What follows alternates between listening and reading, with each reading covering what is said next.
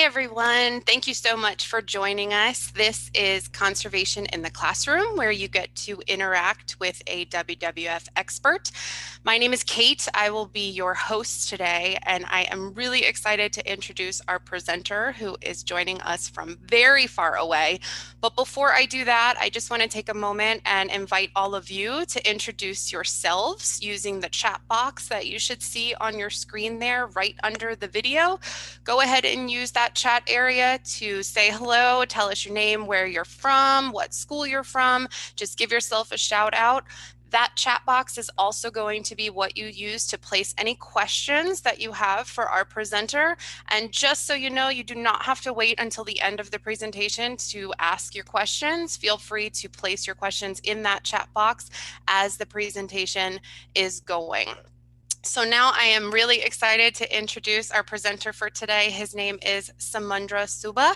He is a research officer from WWF Nepal, which is actually where he is joining us from today. And Samundra and his team actually have traveled to remote mountain regions to study some really cool species, including the one that he is here to talk to us about today, which is the snow leopard. And this comes right in time for Snow Leopard Day, which is coming up next week on October 23rd. So I want to wish everyone a happy early Snow Leopard Day. Samundra is here today to talk to us a bit about the work he's been doing to help protect snow leopards and why these projects can be very challenging, but also very rewarding. So just as a last reminder, put your questions in the chat, say hello. And Samundra, without further ado, if you'd like to turn your camera and your microphone on and say hello to everyone that's watching, and then you can go ahead and share your screen and get started. Okay. Hi everyone, I'm Samundra SUBBA. I work in WWF Nepal and I'm mostly involved in snow leopard and tiger research works. So today I'm very much excited and looking forward to talk about snow leopards of Nepal.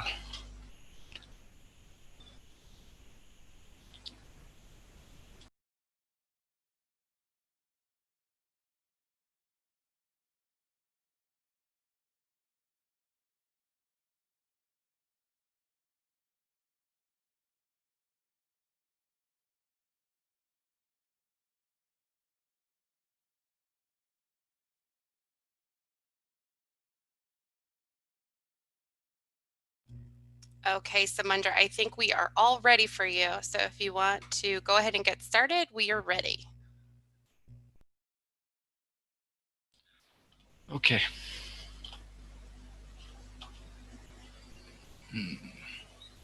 Sorry about the technical difficulties out here. Uh, so once again, good morning, good afternoon, good evening to all of you. Today, I'm going to talk about the snow leopards, more specifically focusing on the snow leopards of Nepal, uh, what kind of animal they are, where do they live, what do they eat, and also one of the most interesting method of studying snow leopards, that is tracking them in the wild by the help of GPS collars. So,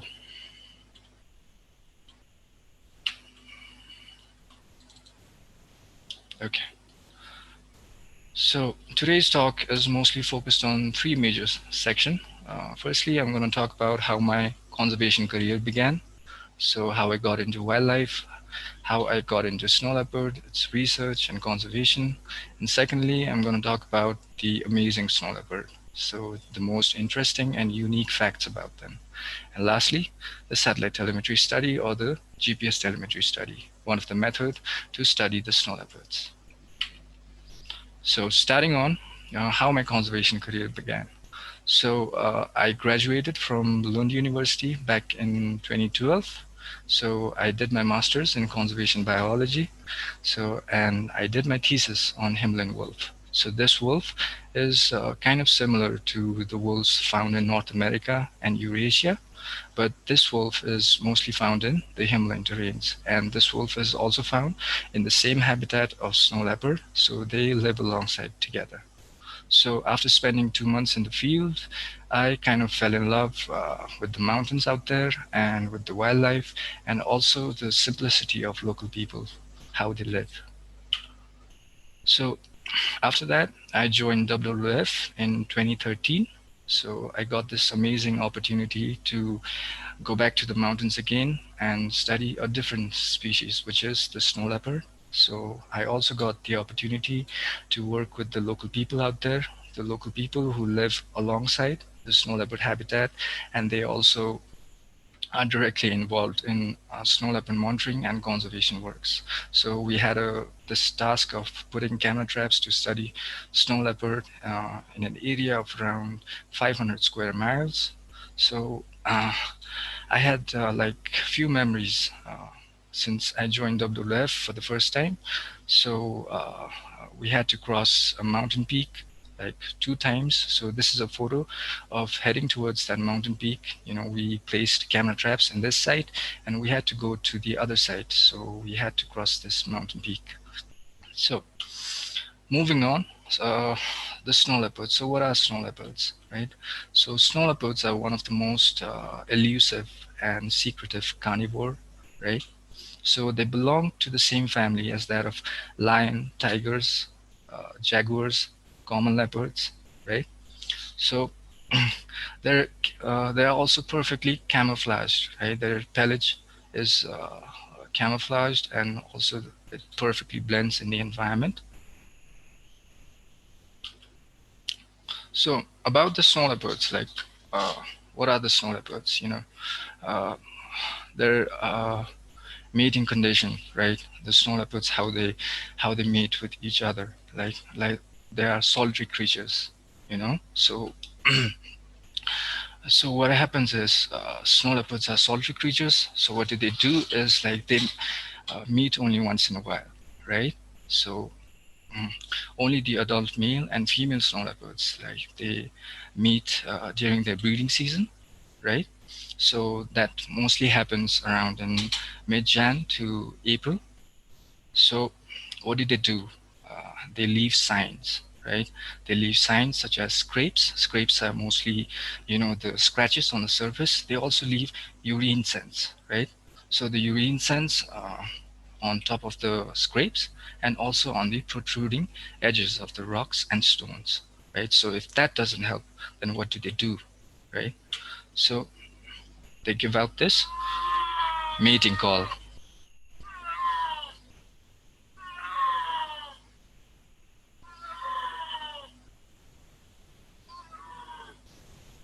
So this is a pretty beautiful mating call, right? So unlike other members of its family, right, like lions, tigers, jaguars, they cannot roar or growl, you know, loudly. So that's the unique fact about them, right?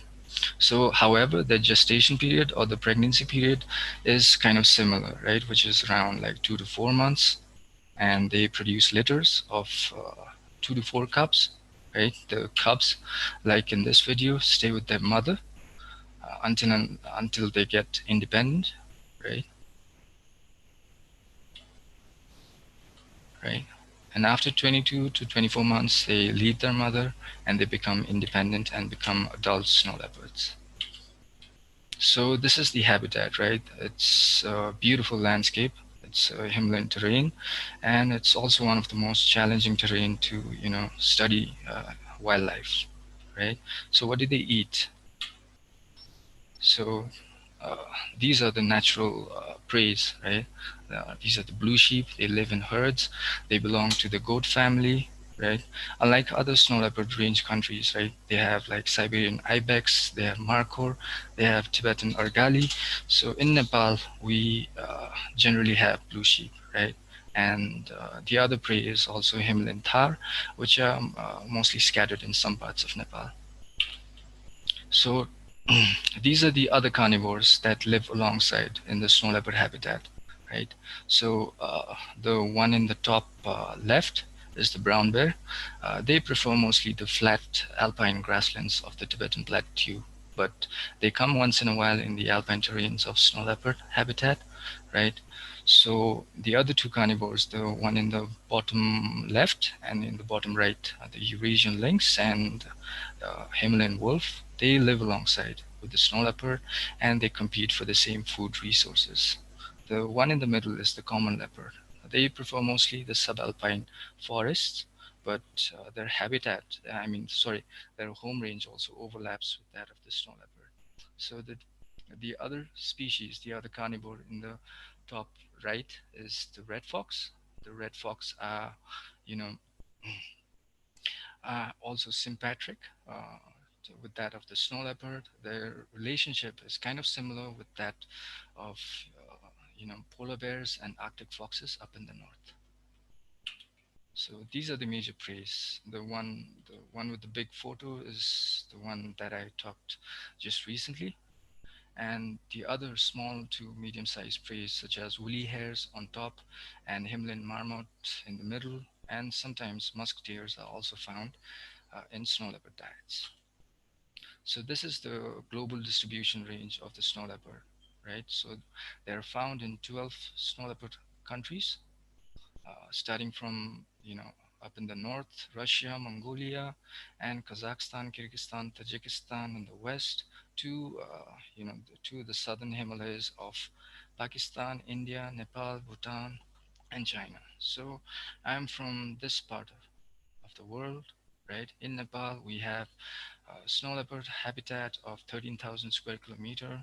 We have three snow leopard landscape, the western, central, and the eastern. And we have an estimated of 300 to 400 snow leopard adults, right? So adult snow leopards, what are adult snow leopards? Adult snow leopards are independent snow leopards, which can, kill its own prey, right? And which can live independently and which can also successfully mate with one another. So, talking about the satellite telemetry, the GPS collars that we use to study the snow leopards and track them in the wild, right? So these are the two collars that we just recently, just a year ago, we successfully satellite collared two snow leopards, right? These are the two collars we used, and this is a project led by Government of Nepal, Department of National Park and Wildlife Conservation, where we WWF, provided our technical and financial support, and we also had our another conservation partner, NTNC, who provided the technical support of wildlife veterinarian and wildlife shooter, and not to forget our local people, our local community members who are also called the snow leopard conservation committees, who were directly involved in the ground field support. So these are the two snow leopards that we recently collared. Both are adult male, right? We also named them. The local people actually named them. So the one in the left is called Zebrong, and the one in the right is called Samling, right? So Zebrong is slightly younger, it's 3 to 4 years, and Samling is slightly older, 7 to 9 years. So many of you might be wondering, like, why do we collar snow leopards? Why do we put a collar around its neck, right? So uh, as I said earlier, right, snow leopard is one of the most secretive, right, secretive and elusive animals. And the habitat they live in is also one of the most, I think, one of the most challenging terrain to study wildlife, right? So added with that, and given it also requires a large space for its survival. So all those things, all those factors add up and makes it challenging to study them. So G- putting GPS collars and tracking them in the wild is one of the only method available right now to study them, right? And these information helps us to understand them more clearly and also conserve them more effectively. So talking about the journey, this is one of the video footage, right? So to reach the snow leopard habitat, which is on the other side, right, we had to cross a mountain peak, right, which was around 5,400 meters. So this is video footage of a mountain peak. So before getting here also, like, we had two flight trips of 1 hour each just to reach the park headquarters in the south, and we walked for around like 5 straight days just to reach here. And after that, this is one of the video shot by my colleague.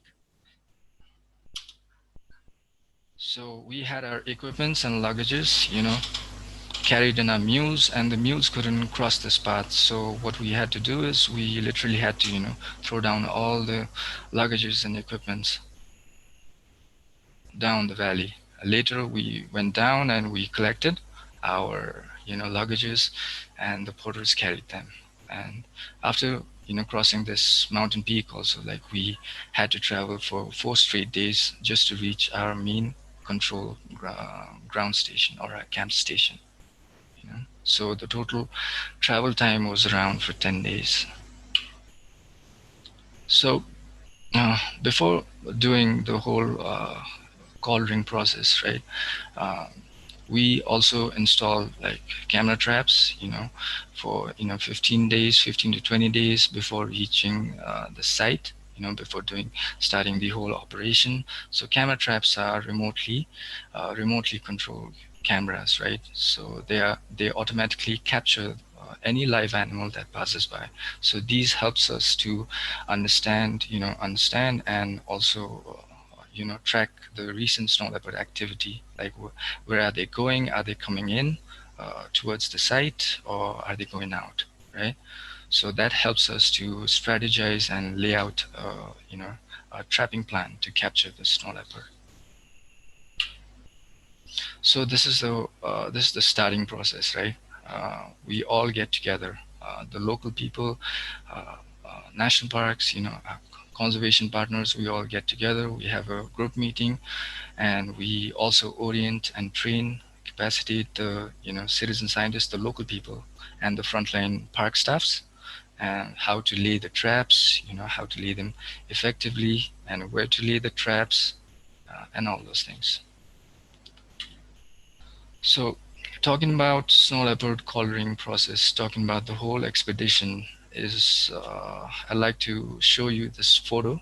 Uh, it's basically trying to say that no matter how many times you prepare yourselves, no matter how good equipments you have, like I've been into 4 snow leopard expedition, and each time our snow leopard gears and our trapping equipment and everything has improved over the past few years. But no matter how no matter how good you are, or how great equipments you have, the possibility of capturing a snow leopard is always between 0 to 100%. So you're always pointing in the dark. You need a sort of amount of luck as well. So after that, what do we do, right? We have to collar a snow leopard. First, we have to catch it, right? So what we do is we get together, right? We get together in a group meeting. We identify all the sites based on the camera traps that we had placed before, and also the local knowledge. The local knowledge is very vital in terms of every snow leopard or any wildlife uh, research, monitoring, and conservation. So based on that, we start our trapping process. So this is the collage of the whole trapping process, starting from clockwise from top at 11 o'clock. Those are the equipments, all the trapping equipments we collect, and we get, uh, and then we, head on to the site, the identified site that we've identified on a map, and we divide ourselves into groups, and then we reach the trapping site, right? This site. So we, after reaching the site, we investigate the recent snow leopard activity, based on recent any has any left any signs of scrapes, pug marks, cats, scrapes, and urine scents. These are the signs that they leave to mark their territory. They're basically saying that this is my site and you better not come here to the other snow leopards. So these sites are very important. These sites, the snow leopards come back, to these sites just to investigate whether other snow leopards have, marked it or not. Right. There are other sites also, the kill sites, the opportunistic kill sites also. Sometimes the local people spot, the kills, the carcasses of the prey, of snow leopards prey, and we go and lay the traps out there as well. So this is basically the trap. It's called the Aldrich foothold snare. We dig a hole and we set up the trap. It also has a cable. So all these traps are designed specially, especially not to hurt snow leopard, not to injure or harm them seriously. So after laying down all the traps, we cover the traps and we try to make them as natural as possible. So this is one of the trap sites. So I'd like you to guess like where the snow leopard trap is, where the hole is. Is it around here in the livestock poop? Is it around here? Is it around here? Or is it in the center? So tick tock, the trap hole is here. So what do we do after? We have to monitor the traps. We have to know whether the trap has been triggered, whether an animal has been caught in the traps, right? So how do you know? So back in our control station, we set up this antenna, this tower, with the help of which we know whether the trap has been triggered. So basically talking about the process is, this is the trap site and it's attached with a trap site transmitter, right? So once an animal puts its foot, inside the hole, whether the trap has been triggered, so this trap transmitter relays a radio signal back to the antenna, right? So after that, we get to know that a snow leopard or another animal or anything has been caught. So the whole trapping process, the layout process, setting up traps, it takes around 3 to 4 days. So after that, what we do, you know, it's basically a waiting game, right? So sometimes it totally, as I talked earlier, it totally depends on the luck and how good your traps has been, set up. So sometimes we had in one of the expedition, right? We had to wait for 30 days straight, and the other expedition we waited for just 48 hours. So it all depends on the luck. So but this time, we waited for around 15 days. Before that, we had many false alarms. The livestock kind of the cattle mostly, they spoiled the traps. At one instance, the livestock also got its foot inside the hole and took the trap away. And so our local people, our local friends, they literally had to run towards the livestock and get the trap and off its foot. So, and there were other instances of other wild animals like red fox, stone martens, and even some peasant birds, like they spoil the traps, you know and so, and even once, like a snow leopard just came by, just walked over the trap, and it wasn't caught. So after having all those experiences, right, the time came. This took around like 2 weeks. So on 16th and 18th November, right, we got extremely lucky. So basically what we do is, after the trap has been triggered, a couple of team members, they go to the trap site, right? So with the help of, after reaching the site, they investigate like whether an animal or whether the snow leopard has been caught or not, you know. So they relay the information back to us with the help of walkie-talkie. So on 16th November, this was basically the actual reaction of our team members, after the snow leopard has been caught.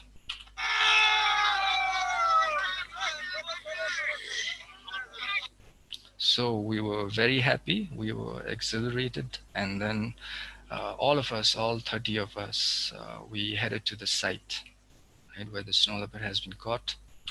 And interesting thing is, the two snow leopards were also captured in one of the farthest trap sites, right? So it took us literally an hour just to reach there, right? So after reaching the site, this is the place like where the snow leopard has been caught, right, in one of the traps, and we're just 200 to 300 meters down below. So our whole team members, we gathered together, and then our wildlife veterinarian, he prepared all those tranquilizing drugs to to sedate the snow leopards.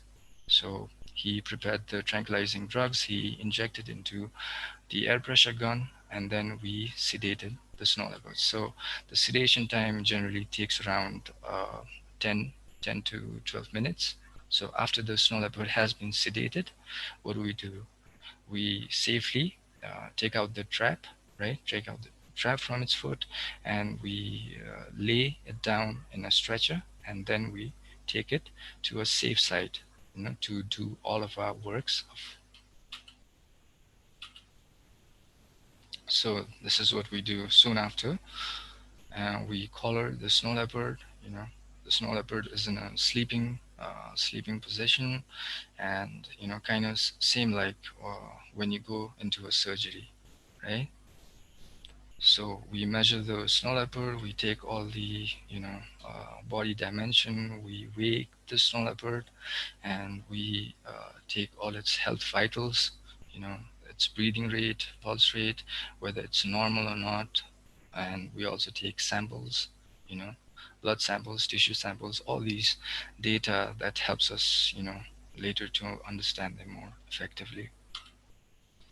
So the whole process, the whole coloring and all those measuring and everything, it takes around like 40 to 50 minutes. After that, our wildlife veterinarian, he injects an adrenaline shot, which helps the snow leopard to get back uh, into consciousness, right? So after that, the snow leopard, wakes up, and it's slightly in a dizzy state. So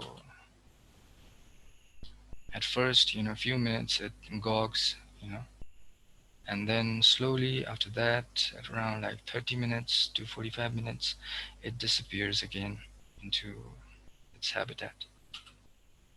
So this is the proud, I like to say proud Nepali team, right? So all of us, government of Nepal, partner agencies, we WWF Nepal, and local community, we all of us got together and successfully captured and collared 2 snow leopards. Right. So this is kind of a message showing, trying to say that together everything is possible. So what do we do after? What do we do after? After we get back to our desk, to our capital city. So this is the data, right? These are all the GPS locations of the 2 snow leopards, right? It's kind of similar to the GPS that we have in our phones, in our tablets, in our cars, right? But this is the GPS locations of the snow leopards. So with the help of this, we can understand how big their home range is. So you can see that the 2 snow leopards, the blue one is that of the zebrong, and the orange one is that of the samling, right? And you can see the overlap between them as well. We can also understand their seasonal ranges, right? Like how big of an area they are occupying during the winter season, or are they moving in the spring season, which coincides with their mating season as well. So all those interesting facts about them. So this is another outcome, right, of the data we use. We put all the snow leopard collar data, right, and our past monitoring data as well. And with the help of this, we can understand uh, the whole snow leopard habitat, how well connected it is, right? The denser, orange, reddish region is the ones having higher connectivity. You can see here in the eastern is like for the snow leopards to move into these protected areas of Nepal, they have to go through China, right? This is another protected area of China. So you can see that snow leopard conservation is not possible in just one nation, right? So all China, India out here, and Nepal, they all have to come together and conserve this snow leopard together, right? So all these informations are later fed into snow leopard conservation action plans, national action plans, and management plans, right? So these action plans are basically the guiding mechanism to, to study the snow leopards and conserve them more effectively. So this is the end of my presentation. Thank you so much. Thank you for having me, and thank you for your patience for listening. And these are the links that I want to share. All our this recent expeditions that we had, we also captured them in a short video, short documentary, which is going to get released on the Snow Leopard Day, right? So these are the links. You can go and subscribe the YouTube, Facebook, and Instagram pages, and later on you can view them also during this Snow Leopard Day. Right? Thank you so much, and I'm very much looking forward to answer some of your questions. Thank you so much, Samundra. That was great. I think we have quite a few questions ready for you. So just a reminder to all of you watching, this is your last call for questions. If you have any questions about snow leopards or on Samundra's presentation, make sure to put them in the chat and we will try to get to as many as we can. So are you ready, Samundra, for your first question? Yep. Okay. Our first question comes in from Miss White's class, who wants to know, when you first began working with snow leopards, did they feel threatened at first? Yeah, they did. They did, but the whole thing was like, it just ended so quickly. But it was a great experience, like to uh, having the opportunity to view them in the wild is one of a lifetime experience. You can never forget it. Yeah. This next question is a good one from the McCraw Homeschool. They would like to know, how long do you plan to track them? So that's a great question. Once you place a collar on a snow leopard, how long do you gather the research for? Okay. So it basically depends on the lifespan of the collar battery. So the collar battery is designed to last for 16 to 22 months. Right? After that, what happens is it's also basically designed with a drop-off mechanism. So after that, uh, the collar, simply it automatically detaches itself from the neck of the snow leopard and it drops. And later on, we try to retrieve the collar. Yeah. So can you use the same collar more than once? Not exactly. We try not to use the same color because in like we collared like 6 snow leopards. Like out of the 6 snow leopards, we have successfully retrieved only one collar so far. So the chances of using it is pretty slim.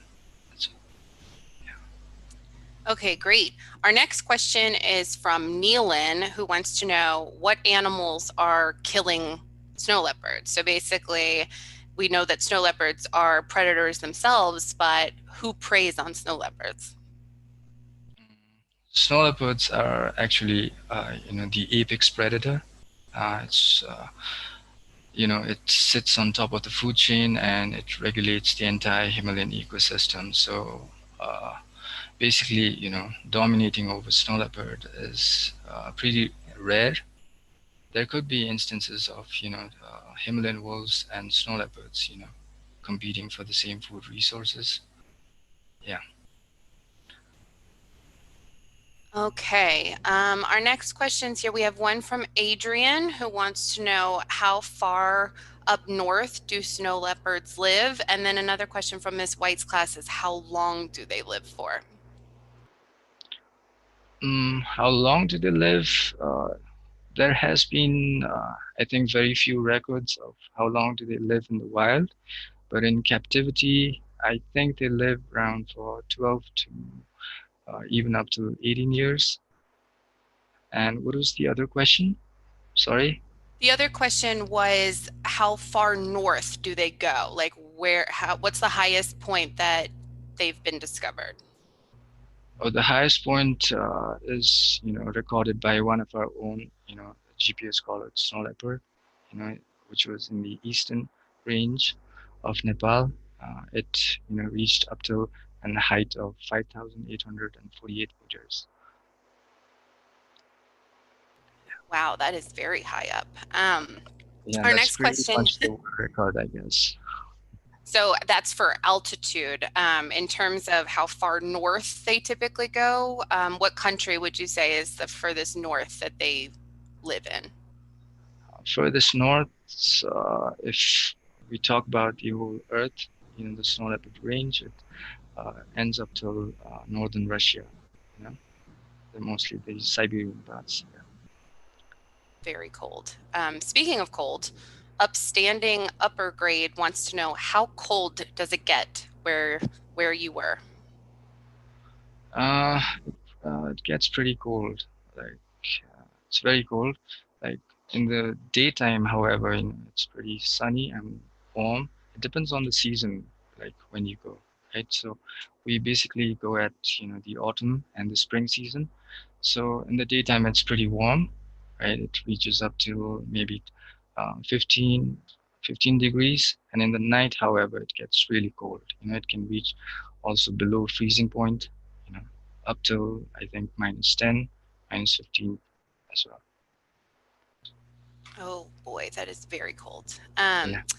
Malia, 19, would like to know a bit more about the camera traps. So how do you make them not look like a camera? Mm, yeah, that's a pretty interesting question. What we do is we basically, also try to camouflage it as much as possible. We, cover them. We put a layer of stones, and then we place the cameras and we try to hit the cameras with, all those stones. So I think I answered the question. Yeah, Yeah. that is a good answer, camouflaging them so they're not well seen. Our next question comes from Henry J. Wants to know, do you use bait to get the snow leopard in the traps, or do the snow leopards just happen to step in the trap by chance? Uh, yeah, the answer to that is the latter one. We don't use any baits. We basically depend on the snow leopard getting caught in the trap by chance. But we increase the probability, putting the traps in their most recent activity sites. So you kind of know where to put the trap based on where snow leopards hang out and then hope for the best kind of thing. Yeah, basically that. Okay, our next question from Offshore Innovations is, what is the main endangerment for snow leopards? So I know you kind of touched on this before, but basically, if you want to take a minute to explain why their species was at risk. Mm, to talk about like their status, right? Their status is vulnerable. It's close to endangered, and yeah. So the main snow leopard threat, specifically talking about Nepal, is mostly the retaliation, right? The retaliation meaning the snow leopard also live alongside humans, right? The local people. So the local people's main livelihood out there is livestock, right? Pastoralism. So they sometimes, once in a while, also predate on livestock. So that antagonizes the local people. So and sometimes there are events of retaliation as well. So that is one of the main threat to snow leopards in Nepal. Okay, our next question from Miss Leeks is, how big do snow leopards get? So maybe if you were to compare them to some of the other big cat species, where would they fall? Mm, I don't have pretty much knowledge about this, but I think snow leopard is, I think fifth largest maybe in the whole Panthera. The lion, tigers, jaguars, common leopards, and our collared male snow leopards.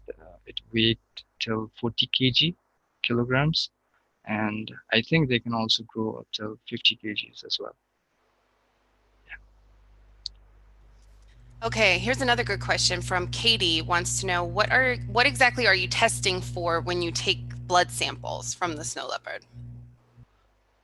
Okay, blood samples generally help us to understand the snow leopards more. We kind of build a database. It helps us to understand them in many different ways, like their health status, whether there are any pathogens or any some sorts of disease. And we can also help to establish some, genetic database as well. You know, getting DNA from blood sample is very much high from. Okay, I think we have enough time for about two more questions. So our next question is from Mrs. Dreamos, grade 4. We talked a bit about whether the snow leopards felt threatened by you. Did you feel threatened or scared by them or at any point while you were doing your job?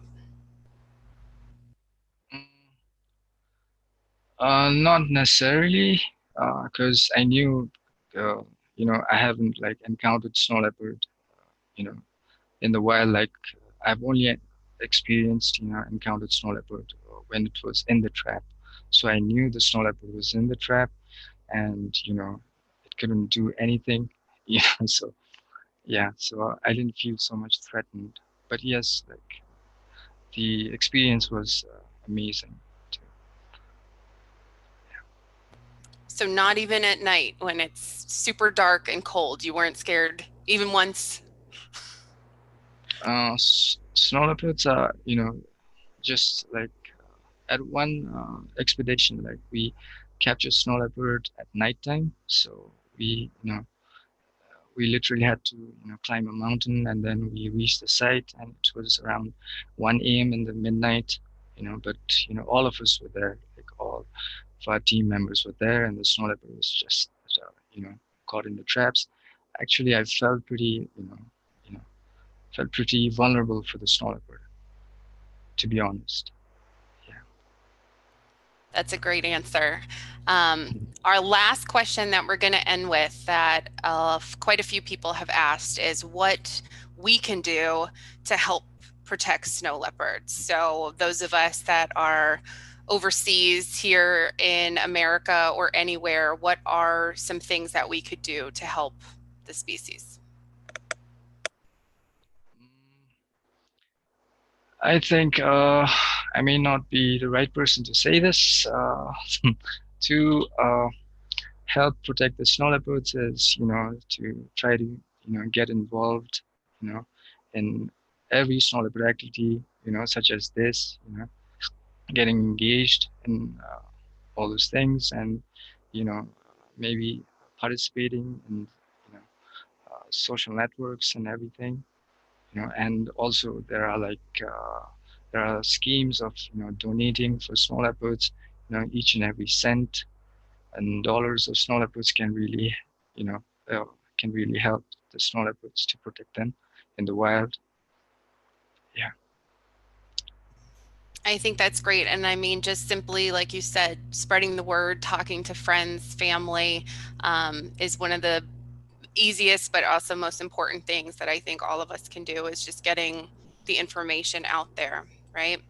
So I think we are almost at time. So I just want to give a huge thanks to everyone that joined us and those of you that contributed questions. I also want to give a really big thanks to Samundra that for joining us and sharing his stories with us. I know it's very late where you are, so we really do appreciate it. And just a reminder for teachers and parents, I am going to share some information with you here. We have a variety of resources available on the Conservation in the Classroom webpage, which is likely where you are at the moment watching this. Under the description for Samundra's event, there are numerous web stories as well as those videos that he mentioned on social media, the links to those videos that you can watch. There is also a link to Kahoot. If you're not familiar with Kahoot, it is an online quiz platform. It is completely free. You do not need to make an account. You can just head over to that website that you see there and enter the game pin that you see on your screen. It's also listed on the site, and it will take you directly to the fun trivia game containing questions from Samundra's presentation. So please be sure to check that out. Also, if you have any last questions for Samundra that we did not have time to get to today, you may absolutely email them to the Wild Classroom email address, which is wildclassroom@wwfus.org, and we will be sure to pass them along to Samundra so that hopefully he can get some answers back to you. So again, thank you so much, everyone, for joining. Be sure to wish your friends and family a happy Snow Leopard Day next Friday, and we will see you next time. So thank you so much, Samundra. Thank you. Thank you for having me.